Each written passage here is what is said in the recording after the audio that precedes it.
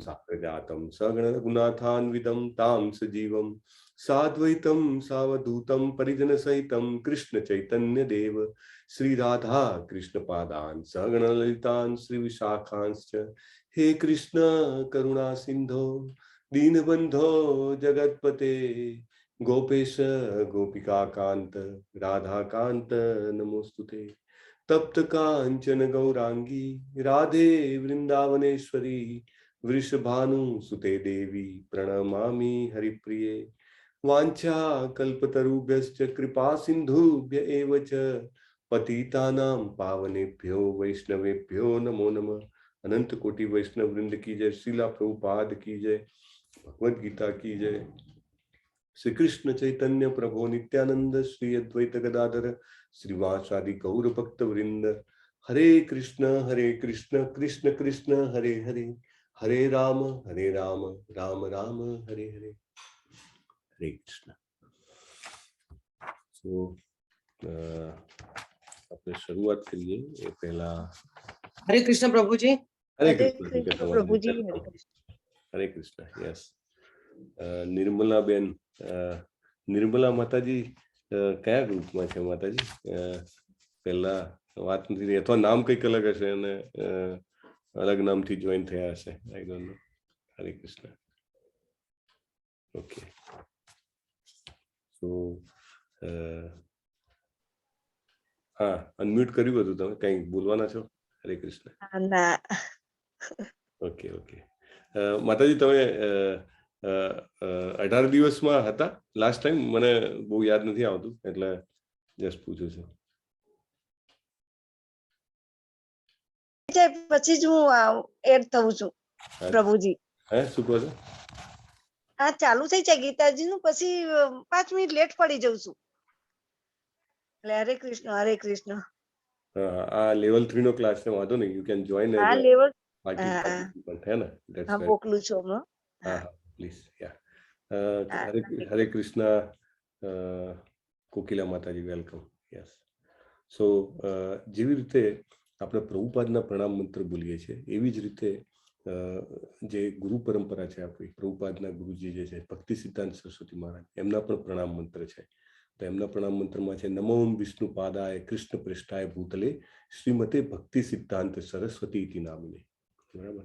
શ્રીવાસ ભાનવી દેવી દયિતાય કૃપાબ્ધે કૃષ્ણ સંબંધ વિજ્ઞાન દાયિને પ્રભવે નમઃ. એટલે કૃષ્ણનું વિજ્ઞાન જે છે એ આપી રહ્યા છે અને એમને વાર્ષ ભાનવી દેવી દયિતાય દાસ, એટલે ભક્તિ સિદ્ધાંત સરસ્વતીજીનું આ બીજું નામ છે. માધુર્યો જ્વલ્ય પ્રેમાઢ્ય શ્રી રૂપાનુગ ભક્તિદ શ્રી ગૌર કરુણા શક્તિ વિગ્રહાય નમોસ્તુતે.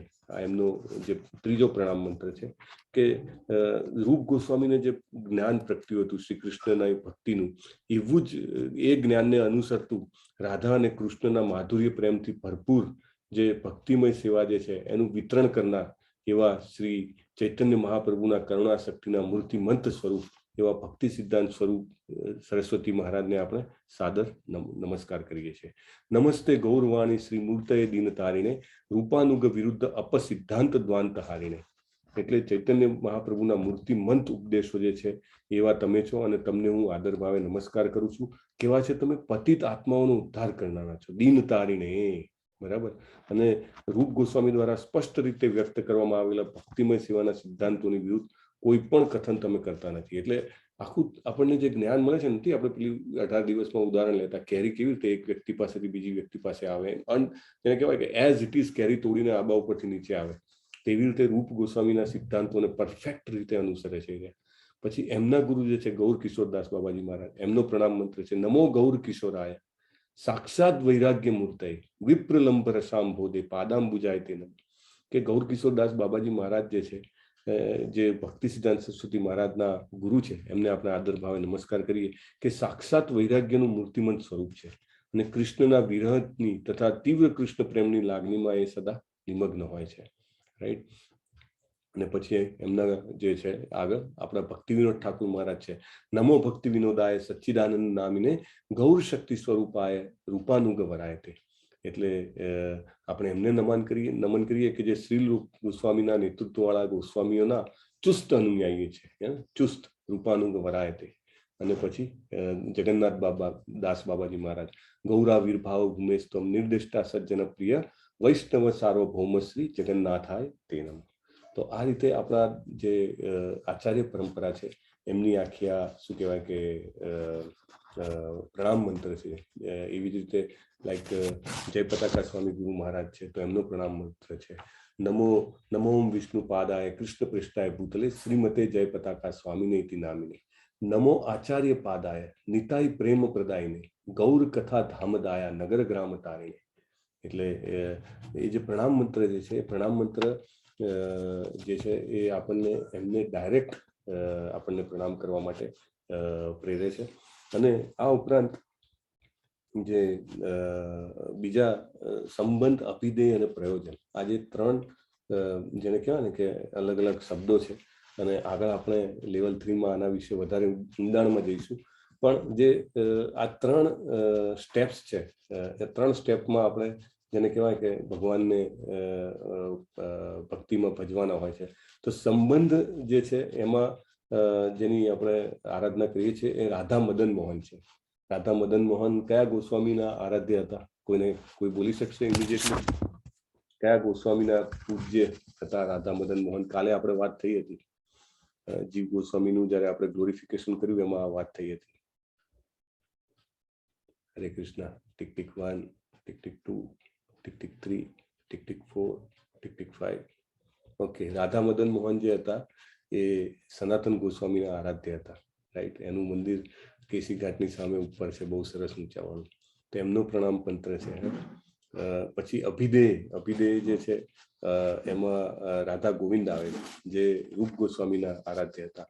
અને છેલ્લા જે છે પ્રયોજન, એમાં રાધા ગોપીનાથ આવે છે. તો એ ત્રણેયના મંત્ર છે, આપણે સબસિક્વન્ટલી લઈશું ક્યારેક, બરાબર. અને જસ્ટ ટુ સ્ટાર્ટ વિથ, ગઈકાલે મેં તમને વાત કરી હતી કે સડ ગોસ્વામીનું એક અષ્ટક છે, એને શ્રીનિવાસ આચાર્યજીએ બનાવેલું છે.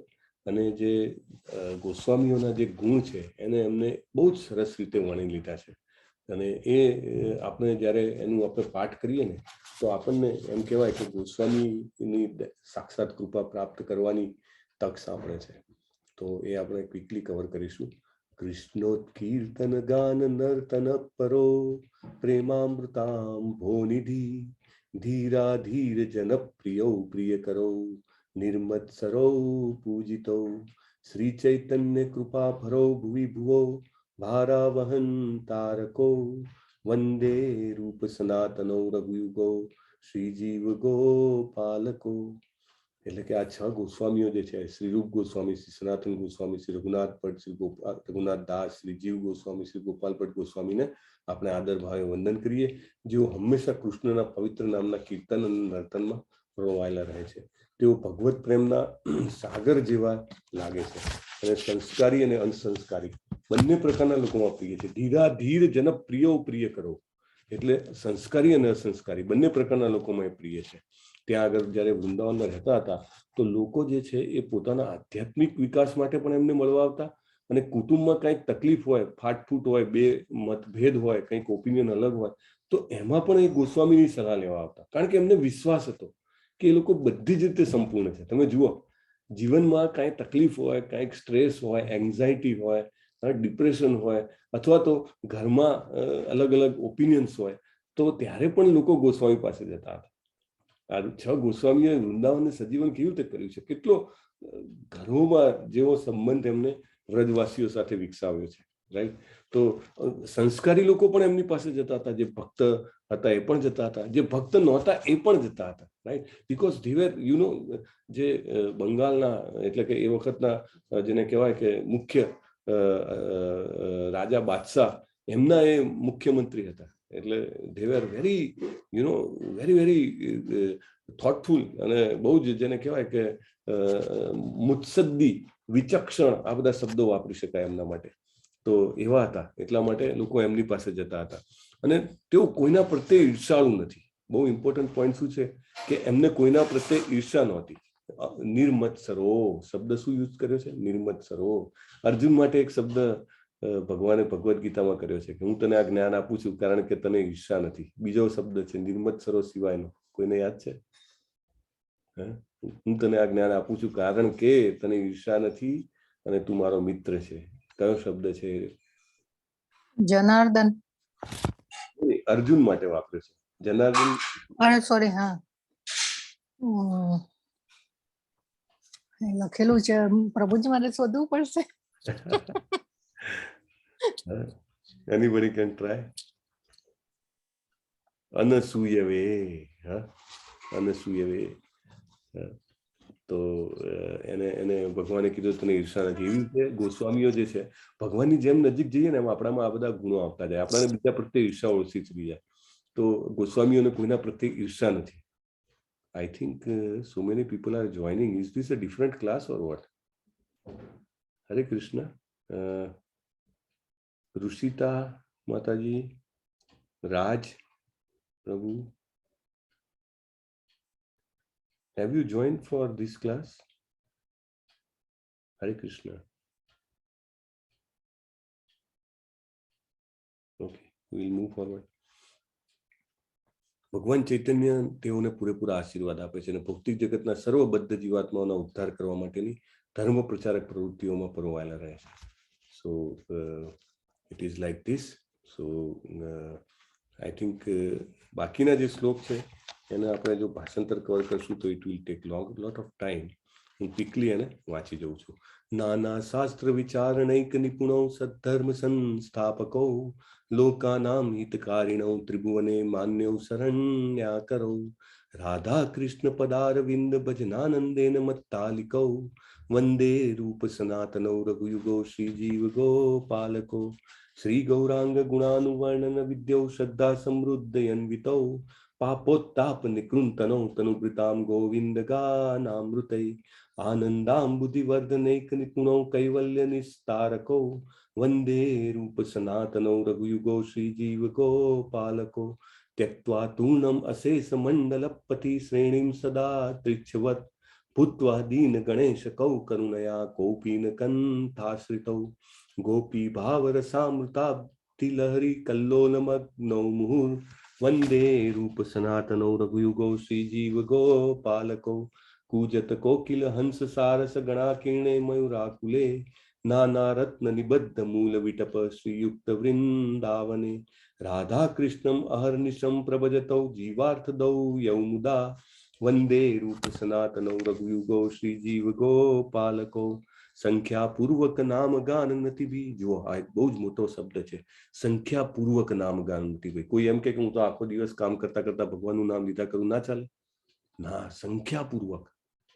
જે રઘુનાથ દાસ ગોસ્વામી હતા એ દિવસના એક્ઝેક્ટલી આઈ ડોન્ટ રિમેમ્બર પણ અમુક હજાર વાર એ સાષ્ટાંગ દંડવત નમસ્કાર કરતા હતા. જપ તો કરતા જ હતા, સાથે સાથે લાઈક જેવી રીતે હરિદાસ ઠાકુર હતા, રોજના 192 રાઉન્ડ્સ 192 માળા કરતા હતા. સાથે સાથે એ આ રીતે સંખ્યાપૂર્વક, એટલે સંખ્યાનું મહત્વ છે, રાઈટ, બહુ જ મહત્વ છે. આપણને એમ થાય સાધના ચાર્ટમાં શું કામ લખવાનું કે કેટલી મિનિટ વાંચી. મેં વાંચી, હવે 10 શ્લોક વાંચ્યા, 50 પેજ વાંચ્યા. હા, પણ સંખ્યા જરૂરી છે, right. It is very important. એટલે તમે જીવનમાં ગમે ત્યાં તમારે પ્રગતિ, આર્થિક પ્રગતિ કરવી હોય, તમે લક્ષ્ય નક્કી કરો કે મારી પાસે આટલા કરોડ રૂપિયા હોવા જોઈએ. તમારા લાઈફમાં પણ સમજો તમારા બાળકોને તમારે એમ હોય કે મારે એમને સ્ટડી પૂરો કરવો છે, તો લક્ષ્ય હોય કે 25 વર્ષમાં એમનો સ્ટડી પૂરો થાય, રાઈટ. એમનું જોબ લાગી જાય તો કે 30 વર્ષ સુધીમાં જોબ અથવા બિઝનેસમાં સેટલ થાય. Whatever XYZ, you have target for everything. Why not for spiritual life? I must have target for spiritual life. કે મારે 16 માળા કરવી છે તો મારો 16 માળાનો ટાર્ગેટ હોવો જ જોઈએ, રાઈટ. મારે રોજે મંગળા આરતી કરવી છે એનો ટાર્ગેટ હોવો જ જોઈએ. મારે રોજે મારે આટલા દિવસમાં, દાખલા કે ભગવદ્ ગીતા છે 24 પેજ તમે રોજ વાંચો તો 1 મહિનાની અંદર આખી ભગવદ્ ગીતા પૂરી કરો. This is as per English બુકના કેલ્ક્યુલેશન પ્રમાણે. ગુજરાતીમાં થોડા ઓછા પેજ છે. સો એવી રીતે ટાર્ગેટ હોવું જોઈએ. રોજ મારે 24 પેજ વાંચીને આ મારે 1 મહિનામાં પૂરી કરવી છે, અથવા તો રોજ 12 પેજ વાંચીને મારે 2 મહિનામાં ભગવદ્ ગીતા પૂરી કરવી છે. દરેક બુક 6 વાર મિનિમમ વાંચવાની, પ્રભુપાદે કીધેલું છે. બરાબર, હું કેટલે છું, મારી 4 વાર પતી ગઈ, 5મી વારની છે, હું 6ઠ્ઠી વારની, હું 2022માં મારો નિયમ છે કે મારે 6 વારની ભગવદ્ ગીતા પૂરી કરવી છે, રાઈટ. 2022માં મારો નિયમ છે કે મારે ભાગવતમ પૂરું કરવું છે, લાઈક ધેટ. ભાગવતમના 15,000 14,000 સમથિંગ પેજ છે, રાઈટ. તો ઘણા બધા લોકો છે જે માઇન્યુટલી ડુ ઇટ, રાઈટ, કે મારે રોજના 41 પેજ વાંચવાના, તો 1 વર્ષમાં મારું આખું ભાગવતમ પૂરું થશે. That's how we should. જો ગોસ્વામી કરે છે, ગોસ્વામી ખુદ ભગવાનના ધામમાંથી ભગવાનના પાર્ષદો કે જે રાધાજીના જેને કહેવાય કે મંજરીઓ હતી, રાઈટ, એમના હેલ્પમાં એ લોકો સંખ્યા પૂર્વક નામ ગાન નથી બી કાલાવસાની કૃતૌ નિંદ્રાહાર વિહાર કાદિ વિજિતૌ યાત્યંત દીનૌ ચયો રાધા કૃષ્ણ ગુણ સ્મૃતેર મધુરીમ આનંદેન સંમોહિતો વંદે રૂપ સનાતનૌ રઘુયુગૌ શ્રીજીવ ગોપાલકો રાધા કુંડ તટે કલિંદ તનયા તીરે ચ વંશી વટે પ્રેમોન્માદ વશાદ અશેષ દશયા ગ્રસ્તૌ પ્રમત્તૌ સદા ગાયन्तૌ ચ કદા હરેર ગુણવરમ ભાવાભિભૂતૌ મુદા વંદે રૂપ સનાતનૌ રઘુયુગૌ શ્રીજીવ ગોપાલકો. હે રાધે હે રાધે વ્રજ દેવી કે ચ લલિતે હે નંદ સુનો કુત શ્રી ગોવર્ધન કલ્પપાદ પત્તલે કાલિંદી વને કુત ઘોષંતાવ ઇતિ સર્વતો વ્રજપુરે ખેદૈર મહાવિવલો વંદે રૂપ સનાતનૌ રઘુયુગો શ્રીજીવ ગોપાલકો. ઇસ્કોનમાં જ્યારે બ્રહ્મચારી ટ્રેનિંગમાં હોય ને, તો પ્રભુપાદના વોઇસમાં ગાયેલું આ સડ ગોસ્વામી અષ્ટક જે છે એ જનરલી એને જે કહેવાય ને કે વગાડવામાં આવે, ઘણી મતલબ કન્ટિન્યુઅસ ચાલુ જ હોય. અને પ્રભુપાદનું યુટ્યુબ પર છે, હું પણ લિંક સર્ચ કરીને મૂકીશ. અદ્ભુત, એમનું એટલું બધું એમના સ્વરમાં ભાવ છે, સડ ગોસ્વામીઓ પ્રત્યેની કૃતજ્ઞતાની લાગણી છે. અને તમે એ સાંભળો ને તો તમને એમ થાય કે સાંભળતા જ રહીએ. એકવાર પૂરું થયું, બીજી વાર, ત્રીજી વાર, ચોથી વાર, એટલું સરસ, એટલા હૃદયપૂર્વક એમને ગાયેલું છે. બાજુમાં થોડું વીણાનો અવાજ છે, એ બી સ્લાઇટ મૃદંગમ છે, આઈ થિંક કરતાલ છે, અને બહુ સરસ રીતે. તો જેમ જેમ ભક્તિમાં આગળ વધવા માટે આવા જે ઉચ્ચ પ્રકારના ભક્તો છે, જે ભગવાનના પાર્ષદો જે છે, એમના જે સ્તોત્ર છે એ બહુ જ મદદરૂપ છે. એવી રીતે આપણે આગળ આચાર્યોના પ્રણામ મંત્ર કીધા, those are very helpful, we must do that, you know. અને ડેલી કરવાથી slowly we can memorise, it becomes faster also, right. તો હું એનું મૂકીશ. અને મોટા ભાગના લોકો જેમની પાસે આ બુક ન હોય તો they can order it, okay, from ISKCON Mangaluru website. એનું નામ છે ભજન સંગ્રહ, ગૌડી વૈષ્ણવ આચાર્યોનો ભજન સંગ્રહ. એમાં બધા સ્તોત્ર અને ભજન જે આચાર્યોના છે એ પણ આપેલા છે. So I request all of you to please have this book. It's a very nice book. અને આઈ થિંક કીટમાં પણ આવે છે, આઈ ડોન્ટ નો. જેની પણ પાસે કીટ હોય they can search it. If not there, then we can see. અને આના ફોટો પાડીને તો હું મૂકીશ. પ્રભુજી ફોટો પાડીને મોકલશો કે? હા, ચોક્કસ, આઈ વિલ પુટ ઇટ. અને ગઈકાલે આપણે જીવ ગોસ્વામીના તિરોભાવ દિવસે એમનું ગ્લોરિફિકેશન વિશે વાત કરી હતી, રાઈટ. અને એમને એક બહુ જ સુંદર ભજન રચ્યું છે, એને યુગલાષ્ટકમ કહે છે. I will just fetch it. એ બહુ સરસ જેને કહેવાય કે ભજન છે. અને એ યુગલાષ્ટકમ જે છે એ ઘણા બધા ભક્તોનું પ્રિય છે. મેં જાણ્યું છે કે ઘણા બધા ભક્તો જે છે એ આ જે યુગલાષ્ટકમ જે છે એને પોતાના પ્રિય ભજનોમાંનું એક ગણતા હોય છે. એટલે આપણે just we will touch the Yugalashtakam, કારણ કે જીવ ગોસ્વામીનો દિવસ, તિરોભાવ દિવસ હમણાં ગયો છે. તો we would like to just have that bhajan. અને આ બધા શું છે કે આ તમે કરો ને, તમે થોડી એની પ્રેક્ટિસ કરો, સાંભળો, તો તમને ખરેખર લાગે કે તમને જેને કહેવાય ને કે બહુ જ ભક્તિમાં આગળ ધપવામાં એનાથી મદદ મળે છે. એટલે આ બધી જે છે ને એ અલભ્ય વસ્તુઓ છે, એને આપણે જ્યારે અનુભવ કરીએ ને ત્યારે જ આપણને એનો એ ખ્યાલ આવે છે. Let me go to new note.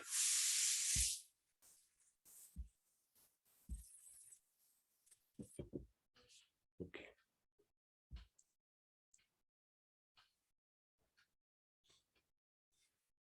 Krishna પ્રેમમયી Radha, Radha પ્રેમમયો હરી, જીવને ધને નિત્યમ, રાધા કૃષ્ણ ગતિર્મમ, કૃષ્ણ દ્રવિણ રાધા, રાધયા દ્રવિણમ હરી, જીવને ધને નિત્યમ, રાધા કૃષ્ણ ગતિર્મમ, કૃષ્ણ પ્રાણમયી રાધા, રાધા પ્રાણમયો હરી, જીવને નિધને નિત્યમ, રાધા કૃષ્ણ ગતિર્મમ,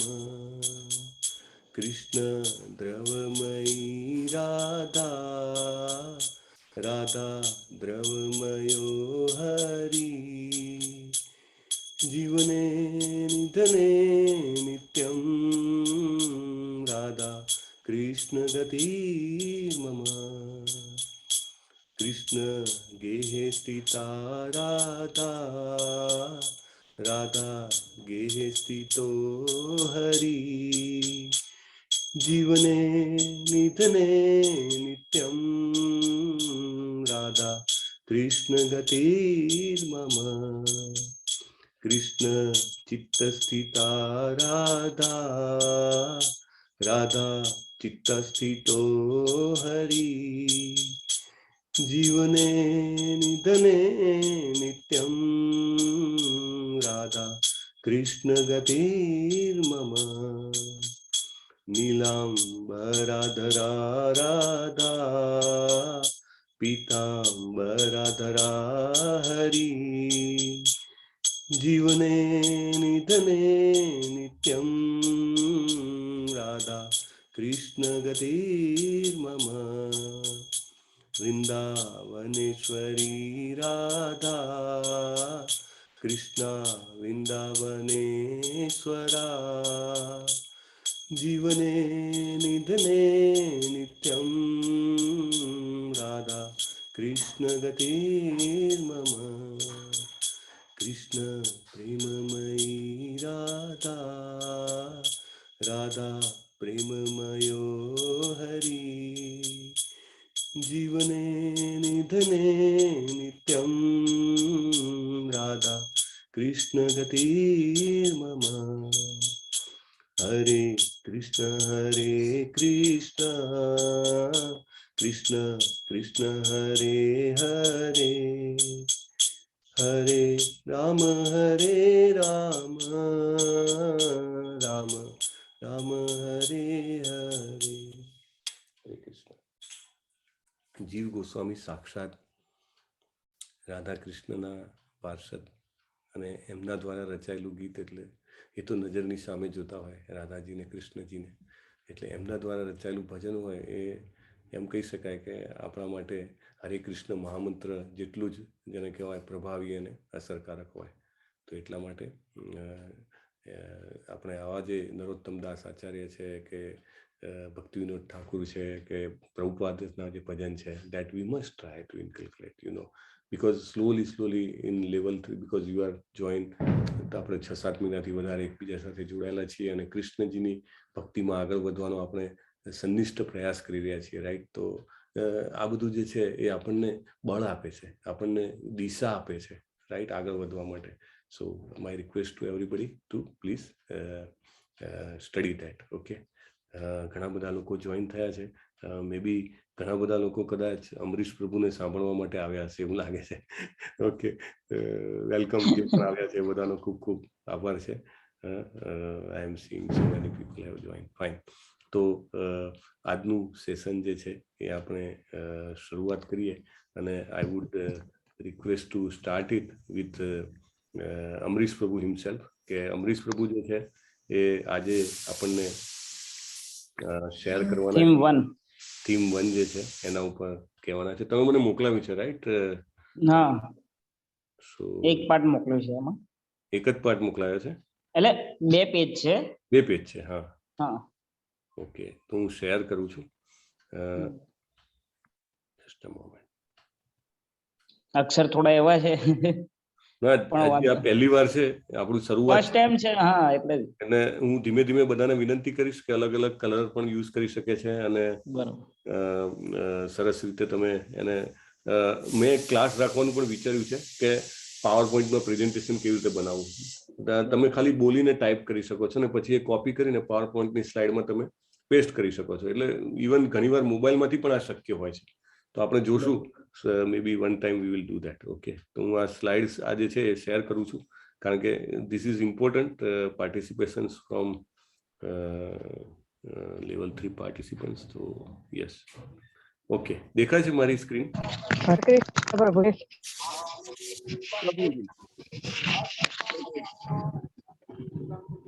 પોતાની સ્ક્રીનમાં ઝૂમ કરીને જોઈ શકશો તમે. હા હા દેખાય છે પ્રભુજી.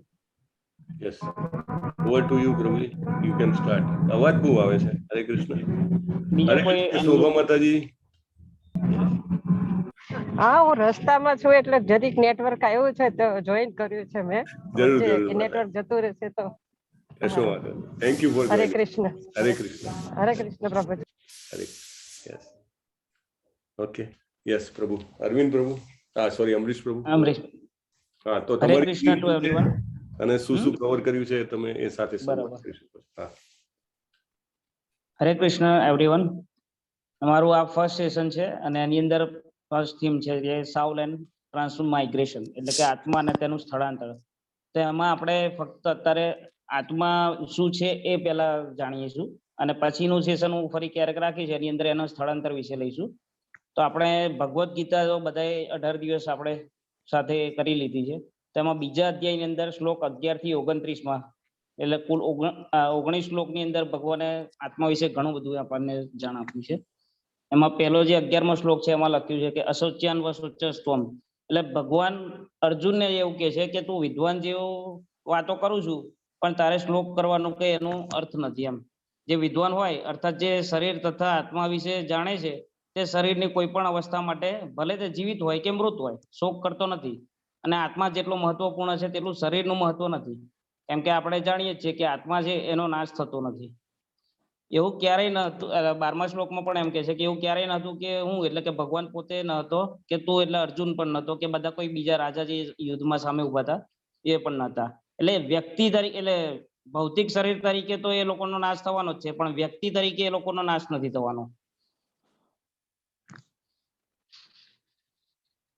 આની અંદર ખાસ એમાં જણાવવામાં આવે છે કે વેદોમાં અને કઠોપનિષદમાં ખાસ કે શ્વેતાશ્વર ઉપનિષદમાં પણ કહેવામાં આવ્યું છે કે પૂર્ણ પુરુષોત્તમ પરમેશ્વર અસંખ્ય જીવોના કર્મ અને કર્મફળ અનુસાર જીવોની પોતપોતાની અવસ્થામાં તેમના પાલન કરતા છે. અને એવા જ પૂર્ણ પુરુષોત્તમ પરમેશ્વર તેમના પૂર્ણ અંશ રૂપે દરેક જીવના હૃદયમાં વાસ કરે છે. જે સંત પુરુષો પરમેશ્વરના અંદરના તથા બહારના દર્શન કરી શકે છે તેઓ જ પૂર્ણ તેમજ શાશ્વત શાંતિને પ્રાપ્ત કરી શકે છે. મુક્તિ પછી પણ વ્યક્તિગત આત્મા માયાના આવરણથી અલગ થઈને નિરાકાર બ્રહ્મમાં વિલીન થઈ જશે અને પોતાનું અસ્તિત્વ ગુમાવી દેશે. એવા માયાવાદી સિદ્ધાંતનું પણ અહીં પરમ અધિકારી ભગવાન કૃષ્ણે સમર્થન કર્યું નથી. તે જ પ્રમાણે અહીં એવા સિદ્ધાંતનું પણ સમર્થન થતું નથી કે માત્ર બદ્ધ અવસ્થામાં જ આપણે અસ્તિત્વનો વિચાર કરી શકીએ. અહીં કૃષ્ણ સ્પષ્ટપણે કહે છે કે ભગવાન તથા બીજાઓનું અસ્તિત્વ ભવિષ્યમાં પણ નિરંતર ચાલતું જ રહેશે, અને જે અંગે ઉપનિષદો પણ પુષ્ટિ કરે છે. વ્યક્તિગત આત્મા તથા પરમાત્માનું દ્વૈત અનેક શાશ્વત સત્ય અને એના ઉપર ઉલ્લેખ થયેલો છે એ પ્રમાણે પુષ્ટિ થાય છે. પછી એવું કહે છે કે દેહી નોસ્મી યથા દેહે કૌમરમ યૌવનમ જરા, એટલે જેવી રીતે દેહધારી આત્મા આ વર્તમાન શરીરમાં કુમાર અવસ્થામાંથી યુવા અવસ્થામાં અને પછી વૃદ્ધાવસ્થામાં એ નિરંતર પસાર થતો રહે છે, તેવી રીતે મૃત્યુ પછી પણ આત્મા બીજા શરીરમાં પ્રવેશ કરે છે. ધીર પુરુષો આવા પરિવર્તનથી મૂંઝાતા જ નથી. આપણે જોયું કે ભૌતિક શરીર છે એનું વારાફરતી ટ્રાન્સફોર્મેશન થતું રહે છે કે પહેલા જન્મ્યો, પછી બાળક થોડો મોટો થયો, પછી યુવાન થયો, ઘરડો થયો, મૃત્યુ થયું, પણ એની અંદર જે રહેલો આત્મા છે એની અંદર કોઈ જ જાતનો ફેરફાર નથી આવતો. દરેક જીવ વ્યક્તિ આત્મા હોવાથી તે કોઈ પણ વખતે બાળક તરીકે, કોઈ વખતે યુવાન તરીકે અને કોઈ વખત વૃદ્ધ તરીકે એમ ક્ષણે ક્ષણે પોતાનું શરીર બદલતો રહે છે. છતાં ચેતન આત્મા તેનો તે જ રહે છે, તેમાં કોઈ પરિવર્તન થતું નથી. આ વ્યક્તિગત આત્મા મૃત્યુ વખતે શરીર બદલે છે અને અન્ય શરીરમાં દેહાંતર કરે છે, અને બીજા જન્મમાં તેને ભૌતિક કે આધ્યાત્મિક એવું અન્ય શરીર ચોક્કસ મળવાનું જ હોય. શરીરના આવા પરિવર્તનો મનુષ્યને પોતાના જીવનમાં કર્માનુસાર પ્રાપ્ત થતા વિવિધ પ્રકારના સુખ ભોગમાં કે દુઃખ માટે જવાબદાર હોય છે. એની અંદર એટલે આપણે અર્જુન જે ભીષ્મ અને દ્રોણ વિશે વિચારતો હોય છે કે એમને કષ્ટ થશે એમને હણીશ તો, એ એની ભ્રાંતિ હોય છે. ત્યાં જે મનુષ્ય વ્યક્તિગત આત્મા અને પરમાત્મા અને ભૌતિક તથા આધ્યાત્મિક પ્રકૃતિનું પૂર્ણ જ્ઞાન હોય છે તેને ધીર પુરુષ કહેવાય છે. આવા મનુષ્ય શરીર પરિવર્તન દ્વારા કદાપી વ્યાકુળ થતા નથી. હવે 14મા શ્લોકમાં પણ એવું કહેવાય છે કે માત્ર સ્પર્શાસ્તુ કોંતે શીતોષ્ણ સુખ દુઃખદા. એટલે જેમ સુખ દુઃખનું ક્ષણિક આવવું ને કાળાંતરે તેનું અદ્રશ્ય થઈ જવું, શિયાળો ઉનાળો આવતો જતા રહે, ઋતુઓનું પરિવર્તન થતું રહે, હવે એટલે ઋતુઓનું આવવાનું જવાનું સમાન છે. એ ઇન્દ્રિયોનું અનુભૂતિમાંથી જ જન્મે છે.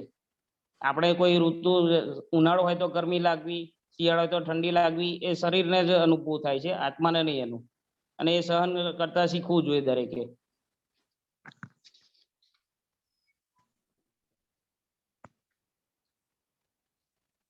સત્યના દ્રષ્ટા એવા નિષ્કર્ષ પર આવે છે. એટલે 16મા શ્લોકમાં પણ એવું કહેવામાં આવ્યું છે કે સત એટલે કે ભૌતિક, અસત એટલે ભૌતિક શરીર, અને સત એટલે આત્મા, તેનું કોઈ પરિવર્તન નથી. એટલે જે છે ભૌતિક શરીર એ સ્થાયી નથી અને આત્મા છે તેનું પરિવર્તન નથી. આ બંનેની પ્રકૃતિના અધ્યયન દ્વારા તેમણે આવો નિર્ણય કરેલો છે.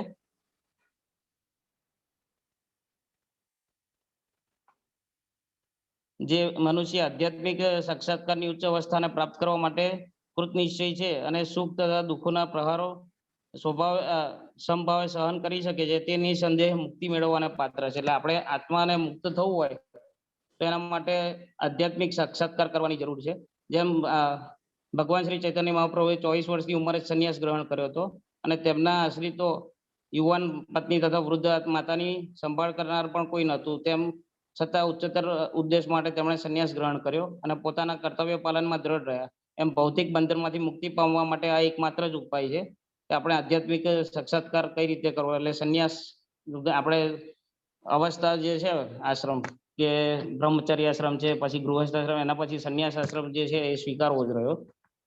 તો પરિવર્તનશીલ શરીરનું કોઈ સ્થાયી અસ્તિત્વ નથી, અને આધુનિક તબીબ વિજ્ઞાન પણ સ્વીકાર્યું છે કે વિભિન્ન કોષોની ક્રિયા કે પ્રક્રિયા જે કરીએ એ પ્રતિક્ષણ બદલાતી જ રહે છે, અને તેને લીધે શરીર વૃદ્ધિ પામે છે, વૃદ્ધાવસ્થા આવે છે. પરંતુ શરીર તથા મનમાં સતત પરિવર્તન ચાલે કરતું હોવા છતાં આત્મા એક સમાન રીતે ચિરસ્થાયી રહે છે.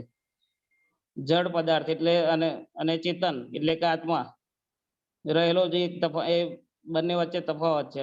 સ્વભાવે શરીર નિત્ય પરિવર્તનશીલ અને આત્મા સનાતન છે. નિર્વિશેષવાદી તથા સદગુણવાદી બંને પ્રકારના તત્વદર્શીઓ દ્વારા નિષ્કર્ષ સ્થાપિત થયા છે કે વૈજ્ઞાનિકો પણ કોઈ શરીરનું હોય તો એની અંદર અત્યારે આપણે એ લોકો આત્મામાં કે એમાં માનતા નથી હોતા, એ ભૌતિકવાદીઓ કહેવાય. એ લોકો એમ કે આ શરીરની અંદર કેમિકલ પ્રોસેસ થાય છે અને બીજા કોષોની પ્રક્રિયા થાય છે, એટલા માટે શરીર વૃદ્ધિ પામે છે કે એનું અંગો ઉપાંગો વધતા હોય કે પરિવર્તન થતું હોય કે રોગ આવતા હોય. પણ એ જે કઈ થાય છે બધું આત્માને લીધે જ થાય છે અંદર. આ શ્લોકમાં સંપૂર્ણ, એટલે પછીનો જે શ્લોક છે એમાં અવિનાશી તું તદ વિદ્વી એટલે 17મો શ્લોક છે. એમાં સમગ્ર શરીરમાં વ્યાપ્ત આત્મા વિશે વાત કરી છે કે આત્મા જે છે એ એકદમ અણુ કરતા પણ સૂક્ષ્મ છે. એટલે એમાં કેવું છે કે વાળના 10,000 અગ્રભાગના 10,000મો ભાગ કરો એટલો સૂક્ષ્મ છે, છતાં એ આખા શરીરમાં વ્યાપ્ત રહેલો છે.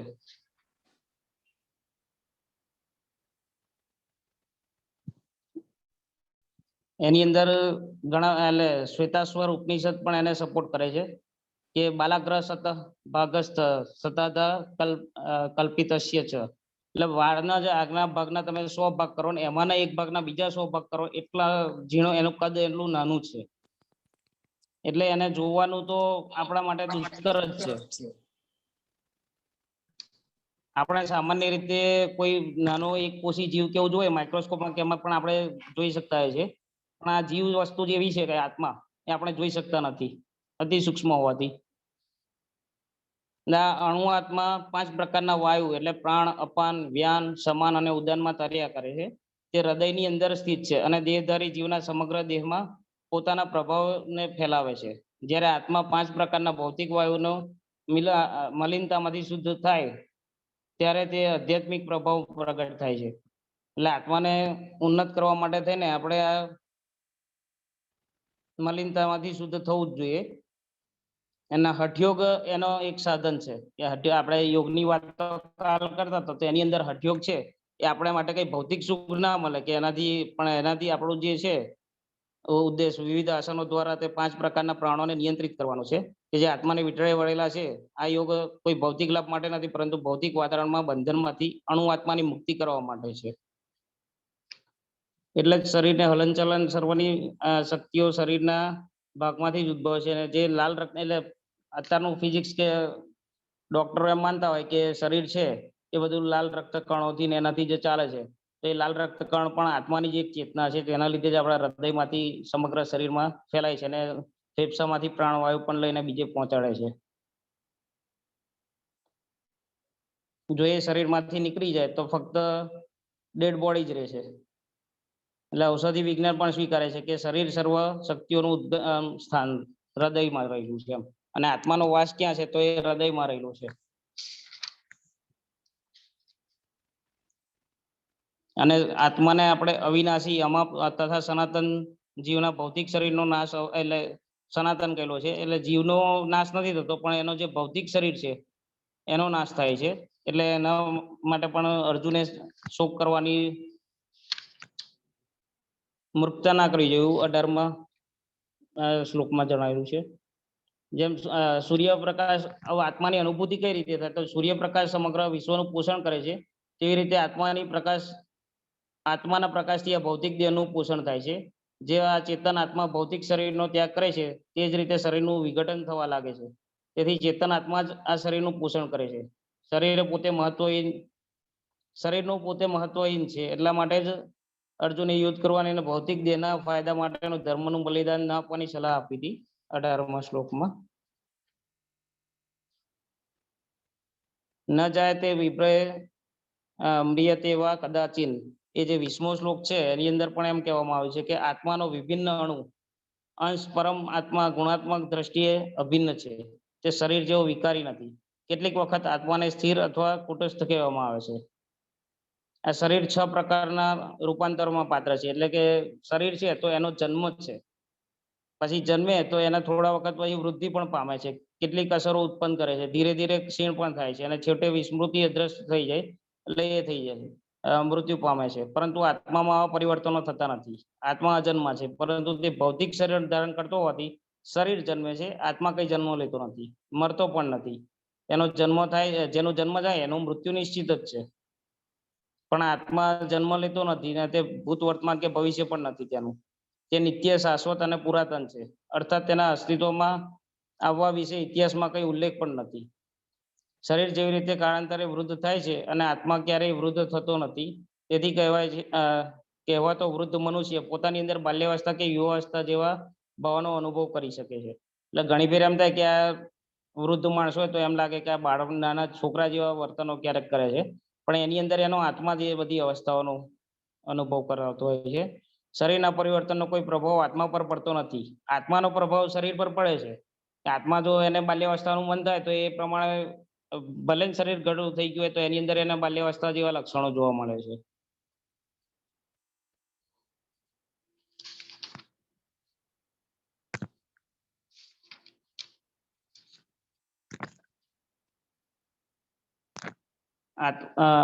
અવિનાશી અમાપ તથા સનાતન જીવના ભૌતિક શરીરનો નાશ અવશ્ય થાય છે. જે જીવાત્મા ને હણનાર સમજે છે તથા જે તેને હણાયેલો માને છે તે બંને અજ્ઞાની છે, એમ 19મા શ્લોકમાં કહેવામાં આવ્યું છે. એટલે એમ આપણે આગળ જોઈ ગયા તેમ કે વાળના અગ્રભાગના 10,000માં ભાગનો અણુ છે એટલે જીવ છે, તો એને જોઈ નથી શકતા તો એને હણવાનો તો પ્રશ્ન જ નથી હોતો. આત્મા માટે કોઈ પણ વખતે જન્મ અને મરણ પણ નથી.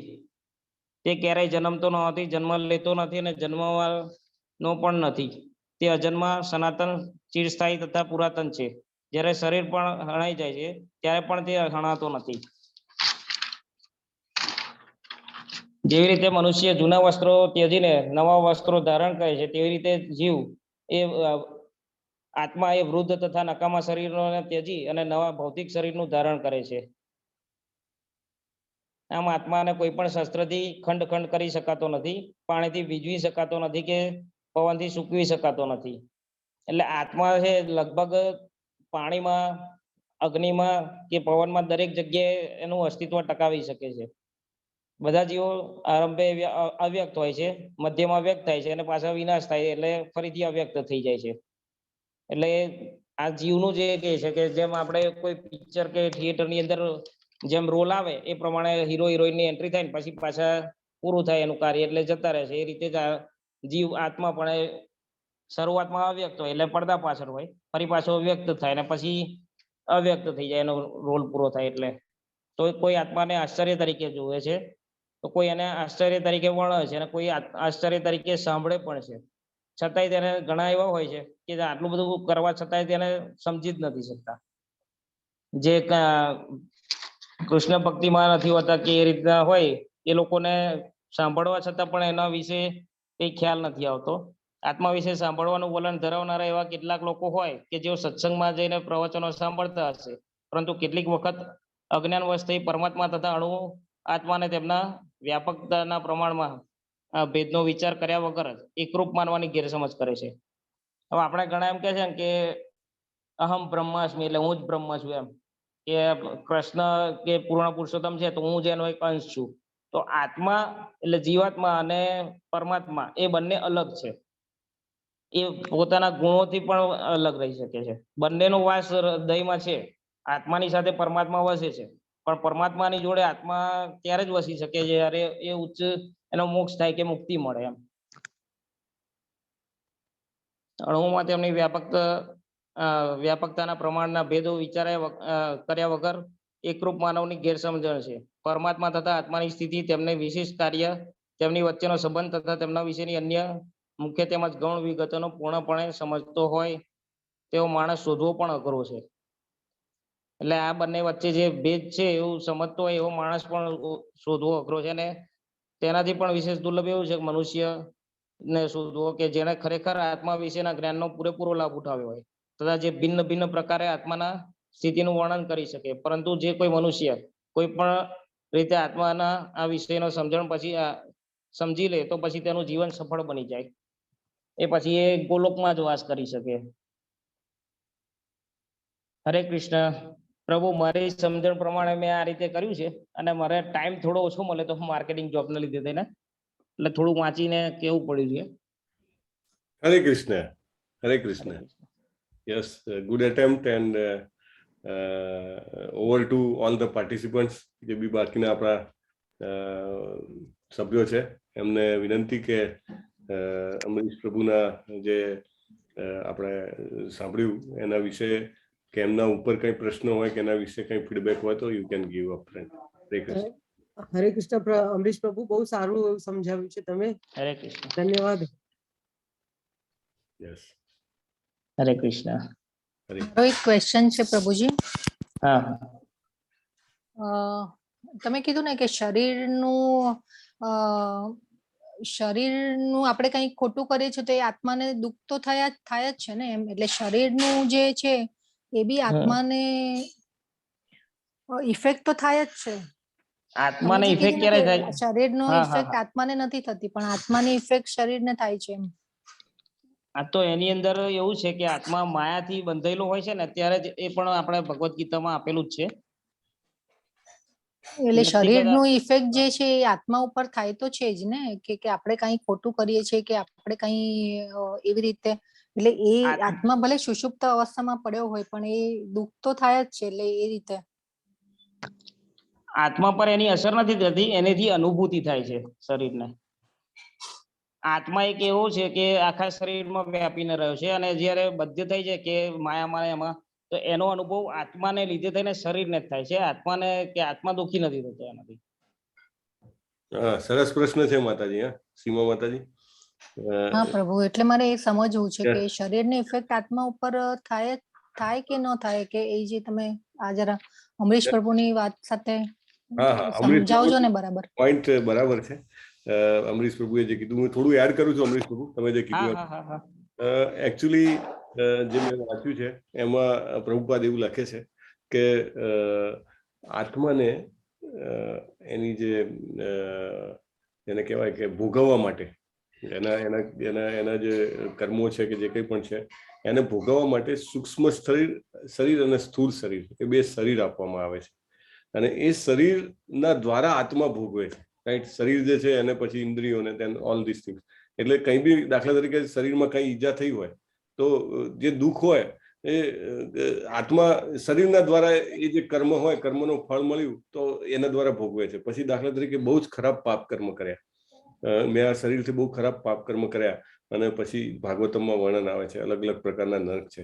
તો ત્યાં આગળ એવું સૂક્ષ્મ શરીર આપવામાં આવે કે એ સૂક્ષ્મ શરીરને દાખલા તરીકે મીન્સ આમાં આપણે બહુ ડિટેલમાં એ લેવલ પર અત્યારે ન જઈ શકીએ, પણ પર્વતની ટોચ ઉપરથી ફેંકવામાં આવે એટલે એઝ ઇફ લાઈક મરી જાય, રાઈટ. ભૌતિક શરીર હોય તો મરી જાય, પછી પાછું એને ફરીથી એ સૂક્ષ્મ શરીર એવું આપવામાં આવે કે મરે નહીં, પણ એને એની મરવાની વેદનાનો અનુભવ થાય, ફરીથી ઉપરથી લઈ જઈને ફરીથી ફેંકવામાં આવે, રાઈટ. તો એ રીતે આ જે શરીર છે એ ભોગવવા માટેના સાધન છે. જે બી ઈચ્છાઓ કરી હોય અથવા તો જે કર્મ કર્યા હોય, ઈચ્છા પણ એક કર્મ જ છે એની વાત, તો એ ભોગવવા માટેનું સાધન છે. એટલે શરીરને કંઈ થાય તો આત્માને કંઈ થાય કે નહીં. Yes, soul is experiencing those incidences through the medium of subtle body and material body. એટલે આપણું સ્થૂળ અને સૂક્ષ્મ શરીર દ્વારા આત્મા જે છે એ એને અનુભવ કરે છે, રાઈટ. અધરવાઇઝ આત્માને છેદી શકાય એવું નથી. આત્મા અલગ છે, બધું બરાબર છે, પણ હજી સુધી હું મારા આત્માના ભાવમાં સ્થિત જ નથી. હું એવું જ વિચારું છું મારું શરીર મારો આત્મા છે, બરાબર. જ્યાં સુધી એનાથી અલગ ના થવું ત્યાં સુધી શરીર સાથે જે કંઈ પણ બનશે એ મારે અનુભવ કરવું પડશે. મતલબ હજી એની આગળ તમારે કઈ ક્વેશ્ચન હોય તો પૂછો, તો then we can further discuss on it. બહુ સરસ તમારો. અને મારે એ સમજવું હતું કે કર્મ અને કાર્ય, તો એ બેમાં શું ફરક? અચ્છા, આને જ રિલેટેડ છે, આ જ મુદ્દાને રિલેટેડ અલગ? એટલે હા, તમે બોલતા હતા ને ત્યારે મને એ પોઈન્ટ સ્કીપ થઈ ગયો છે પ્રભુજી, કે હું શું કહીશ તમને ને પૂછીશ, એટલે મને આ ક્વેશ્ચન ખાલી યાદ રહી ગયો. એ જે પોઈન્ટ હતો ને એમાં મને પૂછવાનું હતું, પણ એ પોઈન્ટ મારું સ્કીપ થઈ ગયો મગજમાંથી. શું કર્મ નો પ્રોબ્લેમ પ્રભુજી. હા, કર્મ અને કાર્ય. કર્મ અને કાર્ય એટલે કર્મ એટલે આપણે કયા કર્મ આવે, કર્મમાં કયા કર્મો આવે, અને કાર્ય જે આપણે કરીએ ભગવાન માટે કે કાર્ય, એને બી કર્મ જ કહેવાય એમ? હા, આપણે વાત થઈ છે 18 ડેઝમાં, અને પછી બી કે પેલા 4 પ્રકારના કર્મ છે, બરાબર. બધા કાર્યો જે છે અને આ 4 પ્રકારના કર્મોમાં તમે વહેંચી શકો. એક તો છે વિકર્મ, અકર્મ ને સકામ કર્મ, પછી જે છે એ વિકર્મ કે જે ખરેખર ન કરવા જોઈએ, ધર્મના સિદ્ધાંતોની વિરુદ્ધના કર્મો. સકામ કર્મ એટલે કે મારે કઈ ભોગવવું એના માટે હું કરું, એ બધા આપણે જે કંઈ પણ કરીએ છીએ બધું સકામ કર્મમાં આવી જાય, બરાબર. અને થોડું ઘણું વિકર્મમાં બી આવી જાય. અને અકર્મ કે જે આપણે ભગવાન માટે જે કંઈ પણ કરીએ છીએ, દાખલા તરીકે અહીંયા આપણે 1 કલાક ઇન્વેસ્ટ કરીએ છીએ, બરાબર. જે વ્યક્તિને બોલવાનું હોય તૈયાર કરીને આવે, સાંભળવા વાળા આપણા બધા સાંભળીએ, પ્રશ્ન પૂછીએ, ડિસ્કસ કરીએ, આ બધું જે છે અકર્મ છે. એટલે મને પેલા સકામ કર્મ અને વિકર્મ બંનેમાંથી છોડાવે છે આપણને, બરાબર. બંને સાંકળ જ છે. આજે હું વાંચતો હતો, પ્રભુપાદે બહુ જબરદસ્ત લખ્યું છે કે લોકો બહુ જ પુણ્ય કાર્યો કરે, પાયસ એક્શન્સ, કે ઘણા બધા યજ્ઞ, દાન, તપ બધું કરે, એટલે તો એવું સમજે કે બહુ સારું છે. ના, પ્રભુપાદ કહે છે ધેટ ઇઝ ઓલ્સો બાઇન્ડિંગ. એને ભોગવવા પણ ફરીથી આવવાનું, અથવા તો બહુ જ સારું કરે તો કોઈ હાયર લોક જે છે, સ્વર્ગ લોક કે જે કંઈ પણ એમાં જવાનું, પણ ત્યાં આગળ પણ જન્મ મૃત્યુ ધરાવ્યાથી ફરીથી પાછું સ્વર્ગ લોકે ક્ષીણે પુણ્ય સ્વર્ગ લોકે વિસંતિ, રાઈટ. એટલે ફરીથી એ પુણ્ય ક્ષીણ થાય, પાછું આવવાનું. એટલે બધું જ બાઇન્ડિંગ છે. એટલે કર્મો કોઈ પણ પ્રકારના હોય accept those are done for Krishna. બાકી બધા જ કર્મો જે છે એ બંધન રૂપ છે. ખાવાનું બનાવીએ તો પણ ભગવાન માટે બનાવીએ તો ઇટ ઇઝ આપણને છુટકારો આપે. બાકી આજે તો બહુ સરસ ટેસ્ટી કંઈક આઈટમ બનાવું છું અને મારા માટે બંધ થઈ ગયા. ઓકે, તો કર્મ હંમેશા આ 4 વિભાગમાં જ રાખવાનું: વિકર્મ અને અકર્મ અને નિષ્કામ. યસ, થેન્ક યુ પ્રભુજી, થેન્ક યુ અમરીશ પ્રભુ. Good question. યસ, એનીબડી બીજા કોઈને પૂછવું છે પ્રશ્ન? અને આત્મા અને પરમાત્મા પણ સાથે, એટલે હૃદયમાં જ રહેલા છે, કે આત્માની જગ્યા કોઈ અલગ છે? ના, હૃદયમાં જ છે. સુહૃદમ સર્વભૂતાનામ જ્ઞાત્વા મામ શાંતિ મુચ્યતે એ છે. અને હૃદયસે ચ સર્વસ્ય હા, સર્વસ્ય ચ અહમ હૃદય સન્નિવિષ્ટો એ બી બીજો શ્લોક છે. સર્વસ્ય ચ અહમ હૃદય સન્નિવિષ્ટો એ પણ ગીતામાં કહેલું પણ છે. છે હૃદયસે અર્જુન તિષ્ઠતિ એટલે પરમાત્મા તરીકે આપણા હૃદયમાં વસેલા છે.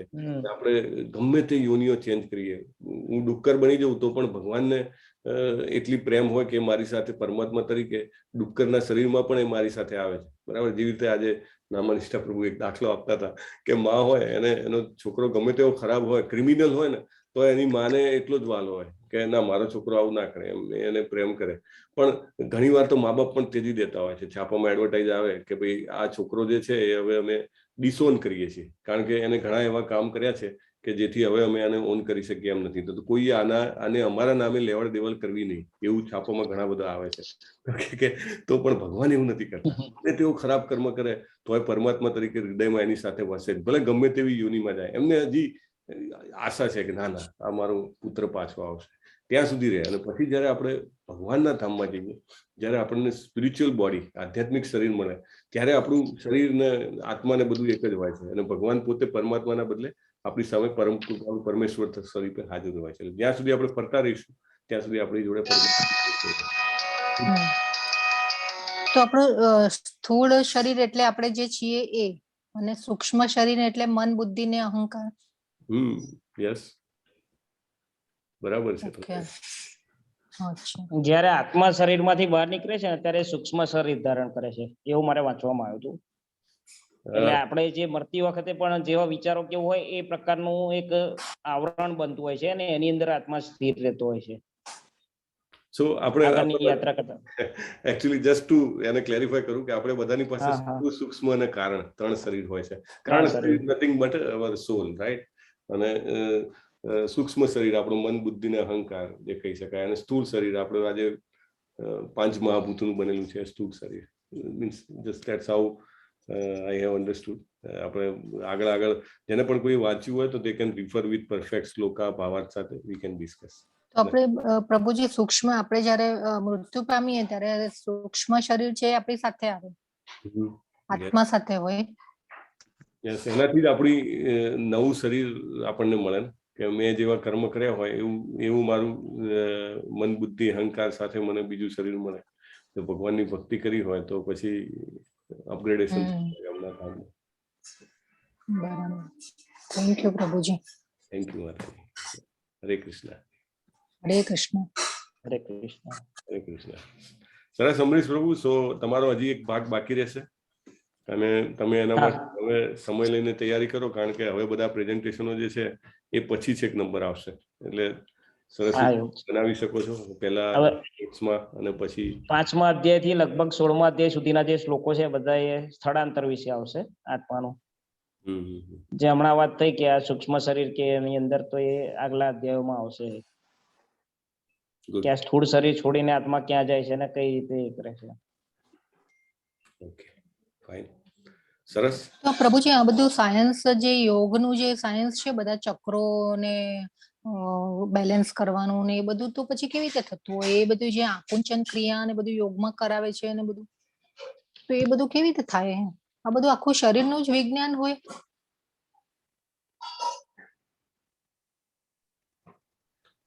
હા, એકચ્યુઅલી તમારો પ્રશ્ન જે છે એ છે કે આ જે પેલું યોગનું સાયન્સ શું છે અને એ કેવી રીતે આપણે એ યોગમાં આવે છે અમારે પ્રભુજી. એકચ્યુઅલી આમાં પણ છે. આમાં પણ પ્રભુપાદે બધું જ વર્ણન કરેલું છે, બધા ચક્રો. અને તમે actually you must finish Bhagavad Gita first, cover to cover. એમાં આ બધું જ એમને particular I think 9th chapter or somewhere yes cover. અને ફર્ધર ભાગવતમમાં પણ બહુ ડિટેલમાં એમને સમજાયેલું છે. ઇવન યોગી કેવી રીતે પ્રાણ છોડે અને કેવી રીતે એક ચક્રમાંથી બીજા ચક્રમાં થઈને પછી સહસ્ત્રારમાં જઈને કેવી રીતે પ્રાણ છોડે, તો એવરીથિંગ ઇઝ એક્સપ્લેન. પણ ધેન આ બધું એક્સપ્લેન કર્યા પછી પ્રભુપાદ કહે છે કે this is not applicable for this age. આ યુગ માટે આ શક્ય નથી. That is number 1. અને બીજું કે આપણે જે પરિસ્થિતિમાં જીવી રહ્યા છીએ એ પરિસ્થિતિમાં એ કક્ષા હાસિલ કરવી બહુ મુશ્કેલ છે, અથવા તો નેક્સ્ટ ટુ ઇમ્પોસિબલ છે. એટલે સાયન્સ છે જ, પણ એ સાયન્સ અલગ યુગ માટે અલગ, જ્યારે આપણું આયુષ્ય જ્યારે લાંબુ હતું, મે બી 10,000 years ઓર 1 લાખ years જ્યારે આપણું આયુષ્ય હતું ત્યારે કરી શકીએ. પ્રચેતા હતા તો પ્રચેતા જે છે એ 10,000 વર્ષ સુધી સમુદ્રની અંદર રહીને ભગવાનનું ધ્યાન કરે છે, રાઈટ. કરદમ મુનિએ 10,000 વર્ષ સુધી તપ કર્યું હતું. તો એ પીરિયડ હતો ને એ વખતે જેને કહેવાય કે પરિસ્થિતિ પણ એવી હતી કે આવું સરસ ધ્યાન થઈ શકતું હતું ને આ બધું એ થઈ શકે. પણ ધ્યાન ઓલ્સો એ ટાઈમે પણ ભક્તિ યોગ એટલો જ પ્રભાવશાળી હતો. બીજા બધા યોગ ધીમે ધીમે પ્રભાવ જે છે એ યુગ પ્રમાણે ગુમાવતા ગયા અને પણ કળિયુગમાં અત્યારે ભક્તિ યોગ જે છે એ જ રીતે એટલો જ વધારે પ્રભાવશાળી. એટલે એ બધું સાયન્સ જે છે ઇટ ઇઝ વેરી ડિફિકલ્ટ. તમને એવું કહેવામાં આવે કે તમે વિચારો કે તમે આ શરીર નથી, તમે શરીરની બહાર ફેલાઈ ગયા છો, આખું બ્રહ્માંડ છો, તમે પ્રકાશ છો, તમે જ્ઞાન છો, તમે શક્તિ છો. આ બધું ધીઝ ઓલ પ્રભુપાદ એવું લખે છે. આપણે તો આઈ એમ વેરી સ્મોલ પર્સન અને જે કંઈ પણ એ માર્ગમાં હોય એમને બધાને આપણે વંદન કરીએ, એક્સપિરિયન્સને, એમના નોલેજને. પણ પ્રભુપાદ લખે છે કે ધીસ ઇઝ ઓલ મેન્ટલ કોન્કોક્શન. એટલે માનસિક જે તર્ક વિતર્ક કહી શકાય કે અણુ છે હંમેશા અણુ જ રહેવાનો છે અને વિભુ છે વિભુ. ભગવાન મોટા છે. એટલે આપણે એ સાયન્સમાં આગળ જવા માટેનું અત્યારનું જે છે આપણી પાસે કાંઈ જ નથી. એટલે ધેટ્સ હાઉ ઇટ ઇઝ. માતાજી, હરે કૃષ્ણ. હરે કૃષ્ણ પ્રભુજી.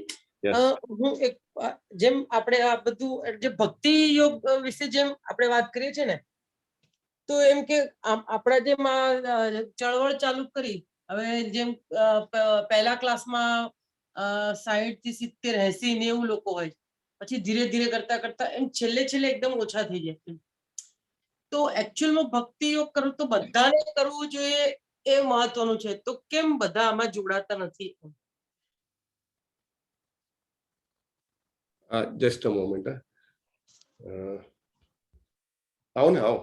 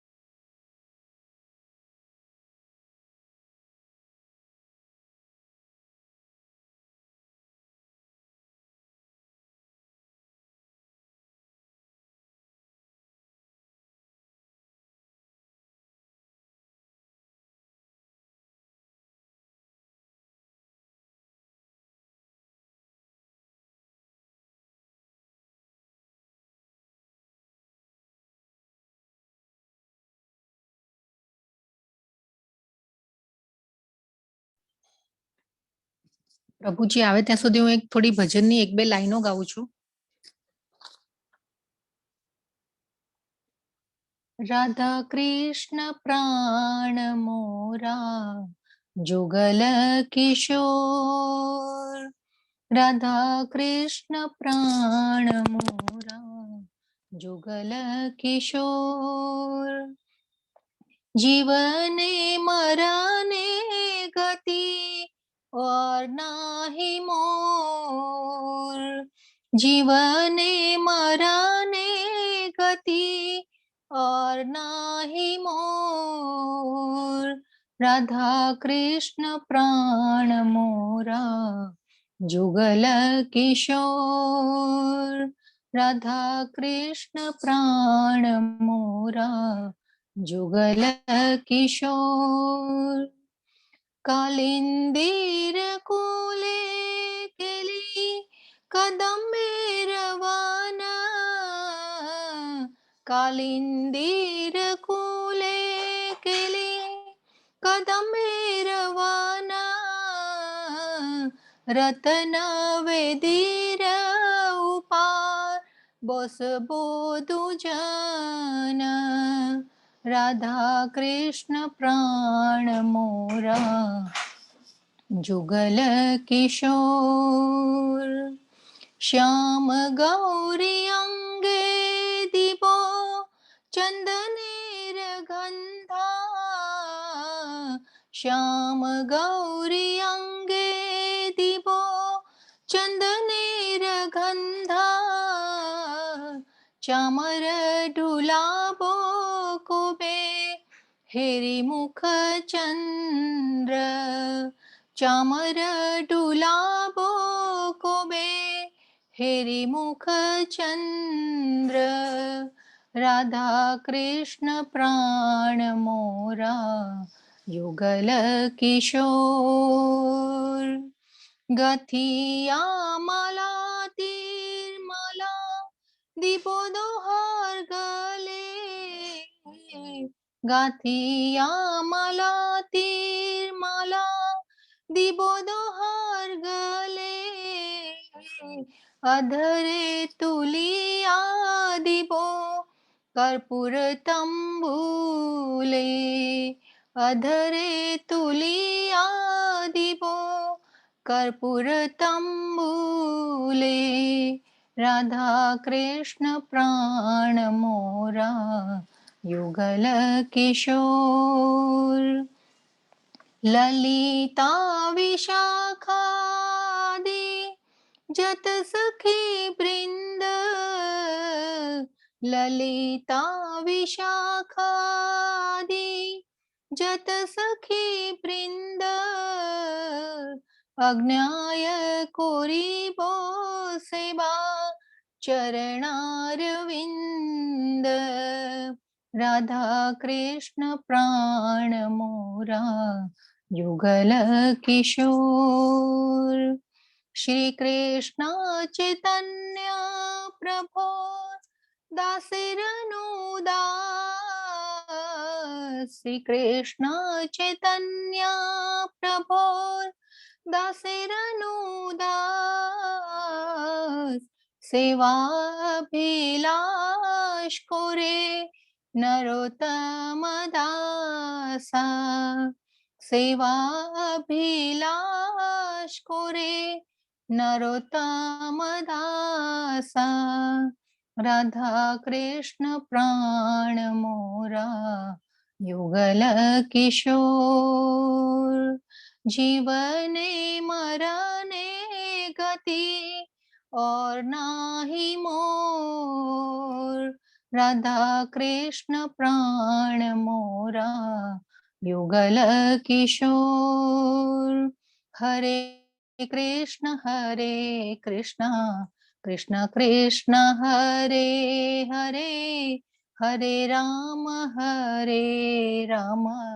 राम राम हरे हरे राधा कृष्ण प्राण मोरा युगल किशोर युगल किशोर युगल किशोर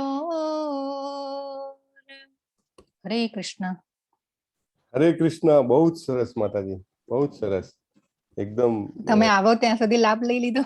બહુ જ સરસ, મને આનંદ થયો. હો કેવું તમે ઘણી પ્રેક્ટિસ કરી લાગે છે, એટલું સરસ ફ્લોલેસ ગાયું ને કર્ણપ્રિય રીતે. હા, થેન્ક યુ અને પ્રભુજી. મારું એક પ્રિય ગીતો પ્રિય ભજનોમાંનું એક છે. યસ, મારો ખૂબ બી આ આનંદ ખૂબ થયો. જ પ્રિય છે. એટલો સુંદર એનો જે ઢાળ છે ને, જે સંગીત જે છે એનું બહુ સરસ છે. બહુ સરસ, થેન્ક યુ માતાજી. નરોત્તમ દાસનું ભજન છે. હા, નરોત્તમ દાસ ઠાકોરનું છે ભજન. અદ્ભુત અદ્ભુત. એકચ્યુઅલી તમે એકચ્યુઅલી એવું કહેવાય કે આ બ્રેક પડ્યો તો સારું થયું કે અમને બધાને લાભ મળી ગયો. કેમ? સાચી વાત છે મારા પ્રભુજી, બહુ સરસ ગાયું. ક્યારેક કૃષ્ણજી જાતે જ બ્રેક મૂકી દે છે જેથી કરીને બધાને લાભ મળી જાય. બહુ સરસ. બહુ સરસ ગાયું. Yes. અને તો પછી અમે પછી આવી રીતે લાભ લેતા રહેશું. તમે તમારા ભજન રેડી થાય તો કહેતા રહેજો. તો એ રીતે હું લેવલ 1 માં પણ વિનંતી કરીશ તમને કે ક્યારેક શ્લોક લેવા ના આવો તો એટલીસ્ટ ભજન માટે પણ યુ શ્યોર પ્રભુજી, ઘણા બધા જેટલી લોકોને સેવા તમે થાય એટલી કરવાની જ છે. હા, યસ, અને ઘણા બધા લોકોને પ્રેરણા મળે. તમને ખબર છે કે આમ અમુક ભક્તોને સાંભળીને મને એમ થયું કે નહીં, ભજન ની તો હું બિલકુલ મતલબ મને તો ભજન એમ થાય કે કોઈ દિવસ ગાઈ શકાય આપણાથી તો, એટલે એવું દૂરનું છેટું. પણ જયારે મેં સાંભળ્યા ઘણા બધા ભક્તોને તો એમ લાગ્યું કે હો નહીં, આ તો મંત્ર જેવી રીતે જપ કરતા હોઈએ ને એટલું અસરકારક લાગે છે. એટલે તમે પણ આજે એટલું સરસ રીતે ગાયું ને, આમ ભાવ આવે એમાં, આપણે ડૂબતા જઈએ અંદર એમ. છતાં મને થોડુંક એમાં કમી લાગેલી, પણ હજી હું એમાં ફર્સ્ટ ટાઈમ આ ગાયેલું, તો એટલા માટે આઈ એમ પ્રેક્ટિસિંગ. પણ બહુ સરસ. એટલે બધાને વિનંતી છે કે પ્લીઝ ફોલો કરો. હવે તો તમે લેવલ 3 માં એટલે તમે ઘણું બધું પ્રીચિંગ ટીચિંગ કરી શકો. એટલે જયારે એની સાથે આપણી સાથે આ પણ હોય ને, તો ઘણા બધાને પ્રેરણા મળી શકે. મેં સાંભળ્યા હતા શરૂમાં નામાનિષ્ઠા પ્રભુના ભજન એ ગાતા હોય, પછી ઐશ્વર્યા માતાજીને ગાયેલા સાંભળેલા છે. ધેન ઇવન આપણા જલ્પા માતાજી, તો ઇનિશિયલી જયારે આપણે જૂનમાં ચાલુ કરી, બહુ સરસ ભજન ગાય. કૃષ્ણાવેણી માતાજી, ઘણા બધાને મેં ગ્રુપમાં મૂક્યું છે કે નહીં, એમના રોજ સવારના 9 વાગ્યાના ક્લાસ હોય છે, ભજન અને શ્લોકા ને બધાના, એવરી ડે 9 o'clock. અને સો સ્વીટ, એટલું સરસ ગાય ભજન. તો you may all take benefit. So okay, we have finish the major part. પણ એક ઇમ્પોર્ટન્ટ જે આસ્પેક્ટ છે જે મારે કવર કરવો છે, લેટ મી સી, જો અવાજ ના આવે ત્યાં સુધી I will try to cover. કે ચેપ્ટર 1 ની થીમ્સ જે આપણે વાત થઈ હતી, તો ચેપ્ટર 1 ની થીમ્સમાં આમ જોવા જાવ તો ચેપ્ટર 1 ના 2 ભાગ પાડી શકાય છે. પહેલો ભાગ છે પહેલા 27 શ્લોકોનો, એમાં આમ કહી શકાય કે ઇન્ટ્રોડક્શન જેવું છે, બરાબર. એ ભાગના પછી બીજો ભાગ છે કે અર્જુન ન લડવા માટેના 5 કારણ આપે છે. એ 19 શ્લોક છે, 28 થી 46 સુધીના, બરાબર. અને જે પહેલો ભાગ છે જેને ઇન્ટ્રોડક્શન કે, એના પાછા 3 ભાગ કરી શકાય. એમાં યુદ્ધની તૈયારીઓ, પહેલા 11 શ્લોક, પછી 9 શ્લોક છે કે પાંડવોના વિજયની નિશાનીઓ કઈ કઈ છે, અને પછી 7 શ્લોક છે કે કૃષ્ણજી જે છે ભક્ત વત્સલ કેમ છે, કેવી રીતે છે, એના માટેના 7 શ્લોક છે. અને 5 લડવાના નહીં કારણો તો આપણે જોયેલા જ છે, બરાબર. I will take 10 to 15 minutes. કોઈને શ્લોક બોલવા જવાના છે 8 વાગ્યાની બેચમાં? કોઈનું નામ હોય તો વી કેન. ના, હજી નથી પ્રભુજી. ઓકે. તો અને બીજું કે આપણે મેં ગઈકાલે ગ્રુપમાં મૂક્યું હતું કે જેના ઉપર બોલવાનું હતું, તો લખીને આપવાનું હતું. તો I did not get any input except one Amitaji તરફથી. તો મારી બધાને વિનંતી છે કે પ્રભુપાદનું મૂળ અને મિશન શું છે. જે પ્રસ્તાવના કરીને ભગવદ્ ગીતામાં આગળનો ભાગ આવે છે ને, પ્રસ્તાવના, તો પ્રસ્તાવનામાંથી તમારે આ લખવાનું છે. આ બધું કેવું છે, આ પ્રશ્ન એવા છે કે એમાં થોડુંક તમારે વાંચીને એની એ બેસાડવી પડે, રાઈટ, ગેડ બેસાડવી પડે. તો એની જે ભૂમિકા પ્રસ્તાવના જે છે એમાંથી તમારે આ વસ્તુ જે છે કરવાની છે. પહેલા પૃષ્ઠભૂમિ આવે છે, પછી પ્રસ્તાવના આવે છે. તો પ્રસ્તાવનામાંથી તમારે આ વસ્તુ લેવાની છે. તો મારી તમને બધાને વિનંતી છે કે please do cover that. Okay, કારણ કે આ જે પ્રશ્નો હોય છે ને, એ ખરેખર આપણા હૃદયને ઝંઝોળી નાખે. અને હું લેવલ 2 સુધી આપણે તમને આપ્યા નથી આ પ્રશ્નો, લેવલ 3 માં જ ખાસ આ પ્રશ્ન આપ્યા છે, રાઈટ.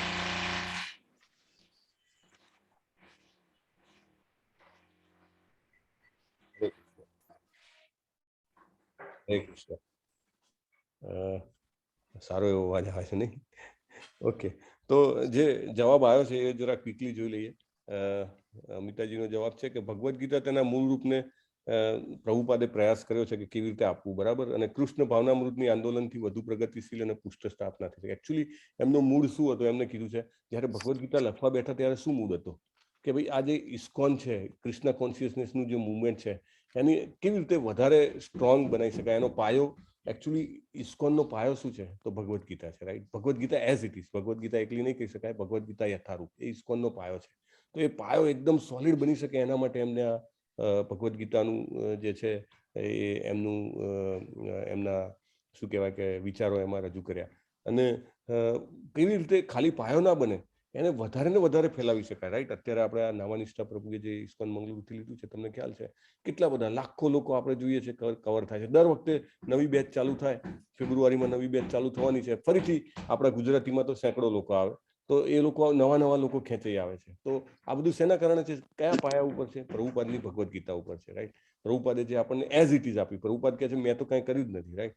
અને બીજું કે એમને જે ભગવદ્ ગીતા છે એ મારી છે જ નહીં એવું કહે છે. એ કે આ આંદોલન તો 5000 વર્ષ પહેલા ચાલુ થઈ ગયું છે, કે ઇસ્કોન જે છે એ 5000 વર્ષ પહેલા કૃષ્ણજી ચાલુ કરીને ગયા છે, કે કૃષ્ણ ભાવનામૃતમાં કેવી રીતે જીવન જીવવું એ. અને પછી 500 વર્ષ પહેલા ફરીથી કૃષ્ણજી આવ્યા અને કે એમને ઇસ્કોનની શરૂઆત કરી. પ્રભુપાદ એવું કહે છે કે this present ISKCON is a old wine in new bottle. એટલે ચૈતન્ય મહાપ્રભુએ ચાલુ કરેલી સંકીર્તન મુવમેન્ટ છે એને જ આપણે ઇસ્કોન નામ રૂપે આપી છે, એવું બહુ જ ક્લિયરલી કહે છે.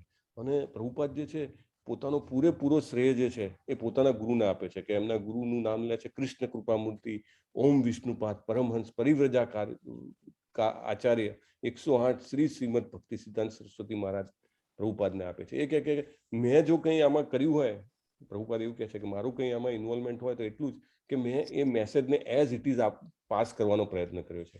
બાકી એમાં મારું પોતાનું કંઈ જ પ્રદાન નથી, જીરો. એટલે તમે જુઓ ઇસ્કોન આટલી બધી ફેમસ છે, પણ પ્રભુપાદને જાણવાવાળા કેટલા? જે અંતરંગ આવે એને જ ખબર પડે, રાઈટ. નહીં તો ઘણી બધી સંસ્થાઓ લોકોએ બનાવીને એમાં પોતાનું નામ આપી દે છે.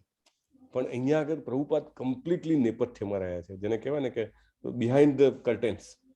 એમને ક્યાંય એવું નથી કીધું કે શિલા પ્રભુપાદ મિશન કે કંઈ પણ એવું નામ નથી આપ્યું, રાઈટ.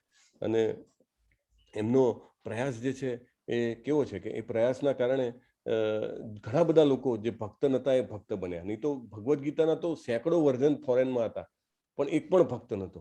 પણ જ્યારે આ ભગવદ્ ગીતા ગઈ ત્યારે એમને કૃષ્ણ ભક્ત હજારોની સંખ્યામાં કૃષ્ણ ભક્ત બન્યા. અને હજી પણ અહીંયા આપણે બધા જે છે આ મુવમેન્ટમાં ભાગ લઈ રહ્યા છીએ. અને પ્રભુપાદ તો એવું કહે છે કે કૃષ્ણજીનો જો સંદર્ભ ના આપીએ ને તો ભગવદ્ ગીતાની વ્યાખ્યા કરવી એ ઓફેન્સ છે, અપરાધ છે, ગુનો છે, ક્રાઇમ છે. પ્રભુપાદ એવું બહુ ક્લિયરલી આ પ્રસ્તાવના શું કામ વાંચવાની? આપણને એમ થાય સીધું પહેલા ચેપ્ટરથી ચાલુ કરી દઈએ, રાઈટ. શું કામ પ્રસ્તાવના અને ભૂમિકા અને નેપથ્ય જાતનું આવે છે? શું કામ આવે છે? ના, એમનો મૂડ ખબર પડે, મિશન ખબર પડે, રાઈટ. એ શું કહે છે કે ભાઈ એ ક્રાઇમ છે. તમે જો કૃષ્ણજીને સાઈડમાં રાખો અને પછી ભગવદ્ ગીતા વાંચો તો એ અપરાધ છે. અને આ અપરાધથી બચવા માટે આપણે ભગવાન કૃષ્ણને સમજવા પડશે, સાચી રીતે સમજવા પડશે. અને એ કોણ સમજી શક્યું? અર્જુન સમજી શક્યા. અર્જુન સમજી શક્યા તો આપણે પણ સમજીએ તો માનવ સર્જનના કલ્યાણ માટે આપણે આંદોલનને જે છે કે સાચી રીતે સમજીને આપણે એને ફેલાવી શકીએ. ફેલાવાનું શું કામ? કોઈ આંદોલનને ફેલાવાનો શું મતલબ? ઘણા બધા આપણી સામે છે ને લોકો કષ્ટમાં જીવે છે, આપણને ખબર નથી. સ્ટ્રેસ, એન્ઝાયટી, ડિપ્રેશન્સ કેટલું બધું હોય છે. જો ભગવદ્ ગીતાનું જ્ઞાન લેવાનો પ્રયત્ન કરશે ને તો અર્જુન કેવો એન્ઝાયટીમાં હતો, સ્ટ્રેસમાં હતો, ડિપ્રેશનમાં હતો, અને અર્જુન કેવો પછી તરત લડવા માટે તૈયાર થઈ જાય છે અને પોતાનું કૃત્ય કરે છે અને વિજયી થઈને બહાર આવે છે. એવી રીતે આપણે આ ભગવદ્ ગીતા જે છે એઝ ઇટ ઇઝ જે છે એને આપણે લોકો સુધી પહોંચાડીએ તો લોકો પણ પોતાના જીવનમાં જેને કહેવાય આનંદિત થઈને વિજયી થઈને આ જીવન જે છે એ પસાર કરી શકે. એટલે આ ભગવદ્ ગીતાનું જ્ઞાન જે છે એ શું છે? મહાન વિજ્ઞાન છે. જીવ માત્રને પોતાના હિત માટે આ જ્ઞાનને સાંભળવું જોઈએ એવું બહુ ક્લિયરલી પ્રભુપાદ જે છે એ કહેતા હોય છે. અને આપણે વિભિન્ન પ્રકારે આપણે ઇન્દ્રિય તૃપ્તિ થઈને કરીને સુખી થવા ઈચ્છીએ છીએ, પણ એ કદી તૃપ્ત થઈ શકતી નથી, બરાબર. તો આ ઇન્દ્રિયોને સંતોષ કરવા કરતાં ભગવાનને સંતોષ કરવો એ જ મુખ્ય મુદ્દો છે. તો આટલું એમને કવર કર્યું છે. મારી તમને બધાને વિનંતી છે કે આના બિયોન્ડ પણ કવર કરો. આપણી પાસે નેક્સ્ટ વીકેન્ડ પણ છે. આ મહત્વનો પોઈન્ટ છે કે પ્રભુપાદનું મૂડ અને મિશન શું લાગે છે તમને પ્રસ્તાવના વાંચીને. તો પ્લીઝ તમે વાંચીને એનું લખીને તમે ગ્રુપમાં મૂકજો. આવતા અઠવાડિયે શનિવારે જિગ્નેશ પ્રભુનો વારો છે, પણ જિગ્નેશ પ્રભુને હું 2-3 દિવસથી જોઈ શકતો નથી કારણ કે એમનો 8 વાગ્યાનો ક્લાસ હોય છે. એટલે મે બી સીમા માતાજી તમારું જે સેશન છે ને કદાચ પ્રિપોન કરવું પડે રવિવારના બદલે શનિવારે. તો હાઉ આર યુ પ્લેસ? તમને ઓકે છે? પ્રભુજી થોડું મારી તૈયારી, મારે ઓલું મિસઅન્ડરસ્ટેન્ડિંગ થઈ હતી ને એમાં જરા પ્રોબ્લેમ થઈ ગયો છે, એટલે મારે વાંચવાનું ઘણું બધું બાકી છે. ઓકે. તો એટલે મારે તમારે તો નેક્સ્ટ ટાઈમ અગેન જે બાકીનો ભાગ છે નિકેતા માતાજીનો અમરીશ પ્રભુનો તો એ કવર કરી લઈએ આપણે નેક્સ્ટ શનિ રવિ. હા પ્રભુજી, હું લઈ લઈશ તો પછી સેટરડે ના. હા, તો યુ કેન ટેક, બરાબર. બાકીનો પાર્ટ તમે કવર કરી લો. અને અમરીશ પ્રભુ તમે લઈ શકશો રવિવારે? વાંધો નહીં પ્રભુજી, રવિવારે લઈ લઈશું. રવિવારે લઈ લો. તો ચલો આપણે આ બે જે ફર્સ્ટ છે કવર કરી દઈએ, હે ને? એ રીતે આગળ 13 થી 18 અધ્યાયનું જે છે એ આપણે પરમાત્માનું જે છે એ આવી જશે એની અંદર. હા, તો એ તમે કવર કરી લેજો. બરાબર. હવે quickly we go back to the themes, કે આપણે જે વાત કરતા હતા એ થીમ્સની વાત કરી લઈએ. તો ભગવદ્ ગીતા જે છે એમાં આપણે જોયું પહેલા અધ્યાયમાં 2 મુખ્ય ભાગ છે, ઇન્ટ્રોડક્શન અને અર્જુનના લડવાના કારણો. પછી જે પહેલો ભાગ છે ઇન્ટ્રોડક્શન, એમાં પ્રેક્ટિકલ એપ્લિકેશન છે 2, આપણા જીવનમાં ઉતારી શકાય એવું 2 વસ્તુ છે. પહેલી વસ્તુ છે કે ભગવાનનું રક્ષણ. જે પણ વ્યક્તિ, જે પણ ભક્ત ભગવાનને શરણાગત થાય છે એને ભગવાન પૂરેપૂરું રક્ષણ આપે છે અને એના વિજયનું, જેને કહેવાય ને, ખાતરી આપે છે, જે આપણે અર્જુન પાસેથી શીખવાની છે. જો આપણા જીવનમાં આપણે ભગવાનને શરણે જઈશું તો અંતિમ વિજય આપણો થશે ને થશે જ, એવી આપણને ભગવાન ખાતરી આપે છે.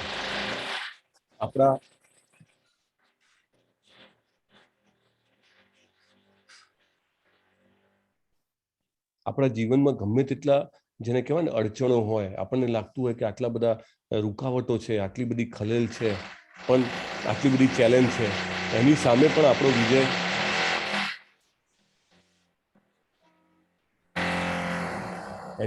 આપણો વિજય નિશ્ચિત થઈ જાય જો આપણે ભગવાનનું શરણું લઈએ તો.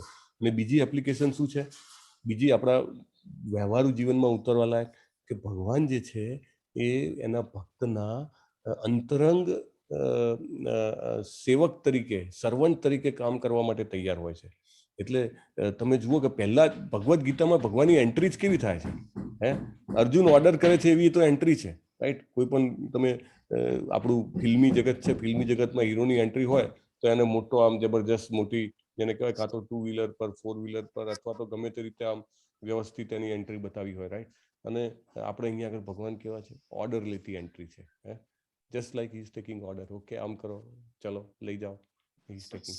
એટલે આ બીજું પ્રેક્ટિકલ ઇમ્પ્લિકેશન છે, આપણા એપ્લિકેશન છે, કે ભગવાન જે છે, પૂર્ણ પુરુષોત્તમ પરમેશ્વર શ્રી કૃષ્ણજી ભગવાન હોવા છતાં એમને ભક્તના સેવક બનવું બહુ ગમે છે.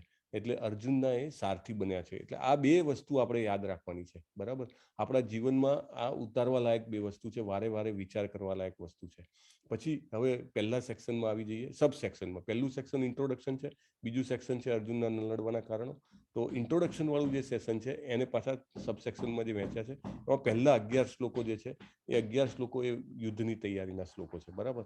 અને એમાં જે પહેલો શ્લોક છે, ધૃતરાષ્ટ્ર જે છે એ સંજયને પૂછે છે કે મારા અને પાંડુના પુત્રો એ ભેગા થઈને ધર્મક્ષેત્ર કુરુક્ષેત્રમાં હવે શું કરે છે, એ લોકો લડવા માટે ભેગા થઈ, યુયુત્સવ એટલે લડવા માટે ભેગા થયા છે, એ લોકો શું કરે છે. તો આ જે પહેલો શ્લોક છે એમાંથી આપણે ઘણું બધું શીખવાનું આવે છે, કે ભગવદ્ ગીતા જે છે એ ભગવાને ખુદે બોલેલી છે, એટલા માટે એ જેને કહેવાય કે આસ્તિકોનું વિજ્ઞાન છે. અને ભગવદ્ ગીતાને કેવી રીતે આપણે સમજવી જોઈએ, આ બધું આપણે ઓલરેડી મેં પહેલો જે ક્લાસ હતો એમાં કવર કર્યું છે. એટલે I will not go to that. I will completely straight away go to ધૃતરાષ્ટ્રની ઇન્ક્વાયરી. તો ધૃતરાષ્ટ્રની જે ક્વેરી આપણે જેને કહેવાય કે પૃચ્છા છે, એ પૃચ્છા એ બાયસ છે. આપણે ગઈ વખતે પણ ડિસ્કસ કર્યું હતું કે એને એના પુત્રો પ્રત્યે આંધળો પ્રેમ છે, એટલા માટે પુત્રોને પાંડવોને અલગ કરે છે. અને પછી ધર્મક્ષેત્ર કુરુક્ષેત્ર 2 શબ્દનો ઉપયોગ કરે છે. શું કામ ડાયરેક્ટલી કુરુક્ષેત્ર ના કહી શક્યો હોત? શું કામ ધર્મક્ષેત્ર કીધું? તો કે બહુ જ વૈદિક સમયથી, જેને કહેવાય કે યુગોથી, આપણો યુગ એટલે 4,32,000 વર્ષનો કળિયુગ, અને આપણા 4 યુગો ભેગા થાય તો 40 લાખ, રાઈટ. 40 લાખ 10 ટાઈમ્સ એટલે 40 લાખ આપણા જે વર્ષો છે, એ વર્ષોનો યુગ.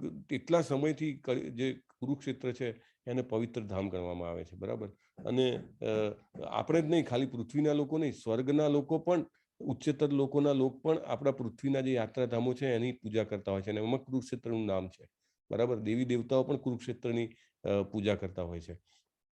ભગવાન ખુદ જે છે કુરુક્ષેત્રમાં હાજર છે, પાંડવોની બાજુમાં. તો એનાથી મોટું શું હોઈ શકે? પાંડવો પાછા ધર્મની બાજુમાં હતા, એટલે ધર્મ જે છે હંમેશા ધાર્મિક જગ્યા, ધર્મવાળા લોકોને હેલ્પ કરે, રાઈટ. તો એ બી એક ઇમ્પોર્ટન્ટ પોઈન્ટ છે. અને ધૃતરાષ્ટ્રને ડર હતો કે આ જે કુરુક્ષેત્ર છે એની અસરથી કદાચ મારા પુત્રો જે છે એ બધું જતું કરવા તૈયાર ના થઈ જાય, અથવા તો એને એક બીજી આશા હતી કે કુરુક્ષેત્રમાં જઈને પાંડવોને એવું થાય કે ભાઈ આટલા લોકોને મારવા નથી, એના કરતા કૌરવોને આપીને આપણે જંગલમાં જતા રહીએ. એનો એક હોપ હતી, એ થોડી સાચી પણ હતી, રાઈટ. અને એની કલ્પના એને ક્ષેત્ર સાથે કરી છે. ક્ષેત્ર એટલે શું કે ખેતર હોય તો ખેતરમાં આપણે પેલું નીંદણ ઉગ્યું હોય ને તો એને તોડી નાખીએ, કારણ કે સાચું જે આપણો પાક હોય એ પાકને આપણે વ્યવસ્થિત સાચવી શકીએ, રાઈટ. તો કૌરવો જે છે એ નીંદણ સમાન હતા, કારણ કે કૃષ્ણજી એ ધર્મના પિતા છે, બરાબર. અને એ જોવે કે અધર્મીઓને તે રાખે જ નહીં, અધર્મીઓને નીંદણની જેમ લણી લે. એટલે એને ખબર હતી કે મારા પુત્રોનો નાશ થવાનો પૂરેપૂરા ચાન્સ છે, બરાબર. I will now stop it here, કારણ કે લેવલ 1 નું સેમ આપણું એ છે અને સેમ લિંક છે, એટલે ઘણા બધા લોકો જોઈન થઈ ગયા છે. I am sorry. Hare Krishna. Level 3 participants, thank you very much. We will stop. વાંછા કલ્પતરુભ્યશ્ચ કૃપા સિંધુભ્ય એવ ચ પતિતાનામ પાવનેભ્યો વૈષ્ણવેભ્યો નમો નમઃ. અનંત કોટી વૈષ્ણવ વૃંદ કી જય. શીલા પ્રભુપાદ કી જય. ભગવદ ગીતા કી જય. હરે કૃષ્ણ હરે કૃષ્ણ હરે કૃષ્ણ કૃષ્ણ કૃષ્ણ હરે હરે હરે હરે રામ રામ હરે રામ રામ રામ રામ રામ હરે રામ રામ હરે રામ હરે. હરે હરે. હરે કૃષ્ણ. હરે હરે કૃષ્ણ પ્રભુજી. હરે કૃષ્ણ પ્રભુજી. Thank you very much for joining. હરે કૃષ્ણ. હરે કૃષ્ણ પ્રભુજી. પ્રભુજી. હરે હરે કૃષ્ણ કૃષ્ણ. બધાને. હરે કૃષ્ણ. હરે કૃષ્ણ. કૃષ્ણ હરે કૃષ્ણ. હરે હરે કૃષ્ણ પ્રભુજી. હરે કૃષ્ણ. યસ. મનદીપ પ્રભુ, પ્રભુજી. તમને હું હોસ્ટ બનાવું છું. હા, બોલો બોલો. પ્રભુજી, એક હમણાં તમે કીધું એમાં એક ડાઉટ હતો કે હમણાં તમે કીધું કે ભગવાન અગર આપણી સાથે હોય તો આપણો વિજય નિશ્ચિત છે. તો હા. બધા બાર એવું કહે છે કે મહેનત કરવાથી વિજય મળે ને આવું ભગવાન નું કઈ હોય નહીં. તો બહુ સરસ પોઈન્ટ છે તમારો. આપણે ડિસ્કસ કરશું નેક્સ્ટ સેશનમાં ડિટેલમાં. ઓકે, અત્યારે લેવલ પ્રભુજી સવારે મંગળા આરતી નહીં હેન્ડ ઓવર કરવાનું છે આ સેશન, એટલે અને આમાં શોર્ટમાં તમને કહેવાથી એ નહીં થાય. We will discuss next time પ્રભુ, રાઈટ અમરીશ પ્રભુ? સવારે મંગળા આરતી નહીં. હરે કૃષ્ણ. હરે કૃષ્ણ. ચાલો હરે કૃષ્ણ. મનદીપ પ્રભુ, તમે હોસ્ટ છો, હવે ઓવર ટુ યુ. હા. ઓકે પ્રભુ. Yes, thank you. Hare Krishna.